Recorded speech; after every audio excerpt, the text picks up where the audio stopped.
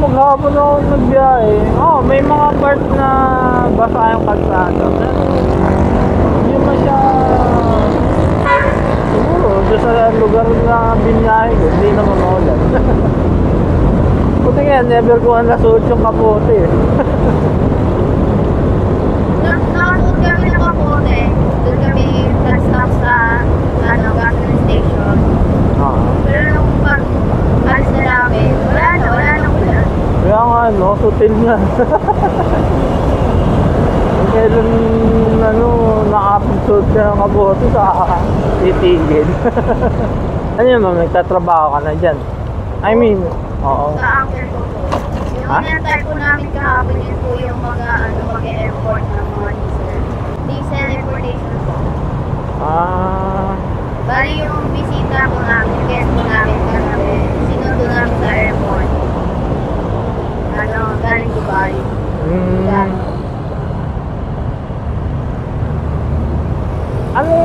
Anong transaction ng mga ganun? Anong mga trabaho ng mga... I mean, ano ba? Bali paminsan po sila ng baka. Tinutulungan niya ako makapasok sa boss niya yung nag-airport. Kasi need nila lang talamatay sa office. May 4 lang kami. Ang lupit niya, 10. Pero namatay po ang Isa? pangalan niya Silver, Queen. Ha? Lalaki po. Namatay po yung pangalan namin na lalaki Queen po sa Kambal. Kambal? Paano yung isa? So yung sakit ba yung dati? Yung nandiyan. Oo. Yung sakit na sa bata ngayon. Pero po yung may namatay, sabi ni Mama. Kumbaga, 10 pa rin kayo, yun sana, pang-11. Pang 12 lang. Pang 12? Okay. Kasi kambal niya pala, no?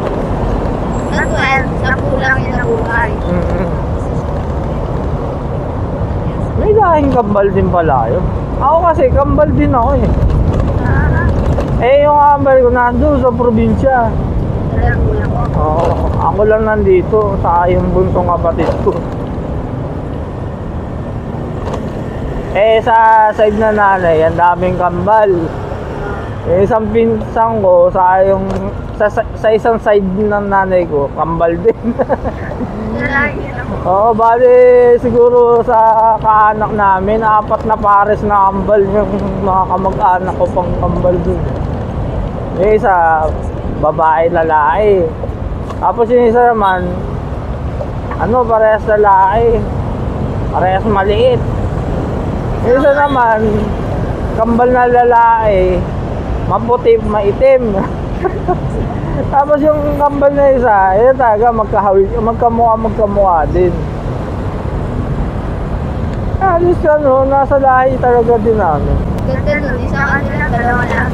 Parang nga may pungsoy doon sa lugar namin eh. Kasi yung isang hilera ng barangay namin, malalaki yung bahay. Yun yung nakatapatan ng araw. Tapos yung paglubog ng araw, nasa side namin, puro kambal, 12 ng kambal doon sa kabilang barangay, katapat ng bahay namin. Hindi, yun sa side namin pala yan. Yung katapat bahay namin, puro malalaking bahay. Sabi parang may pungsoy dito. Kasi anak ng kapitan namin, 2 pares na kambal. Tapos, basta dami, yung chewin ko pa lang, 2 pares din yun eh.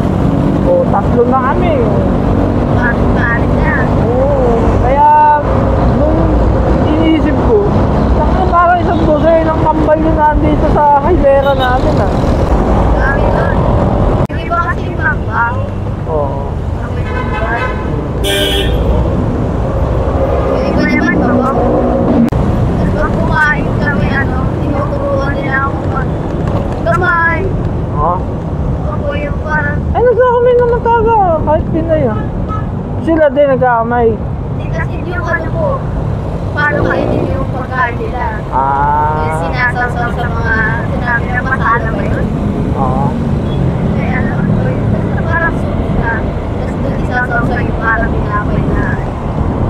Parang ano, kulay orange na ewan. Kulay puti. Ang puti. Parang ano na shawarma. Oo, sauce. Parang sauce ng shawarma. Pero malambot siya. Masarap. Masarap naman. Pag isaw-saw siya. Ano yung veggie ba? May chicken. Hindi kumakain ng mga pork yung mga yun eh, no? Sa mostly yata, mga Muslim mga yan eh, no? Sa atay. Hindi kang kumakain. Ah, Mga Indian food. May mga biryani. Dami yung biryani na rin yung mga namin kung sinasama namin. Kasi pamulang pa naman natin yung biryani nila. Kulang kahit ko ng biryani, parang umakit yung ano. Parang natutupa ako. di ba mahilig din sila sa mga maaanghang? Opo. Lagi po may paminta yung ano nila. Kada subo ko ng pagkain, paminta.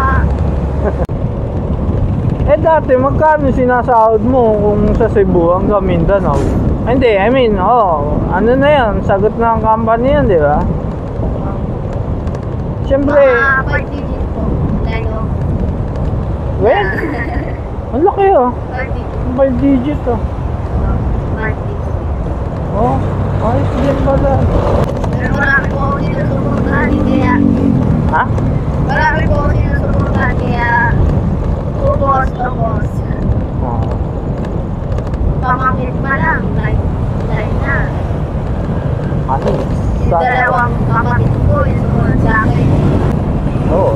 Ang dami yung magkakapatid eh. Pero masaya ko yung ganyan.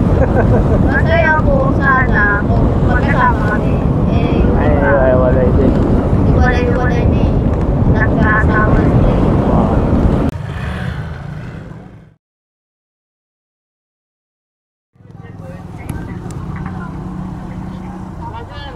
Okay lang boss.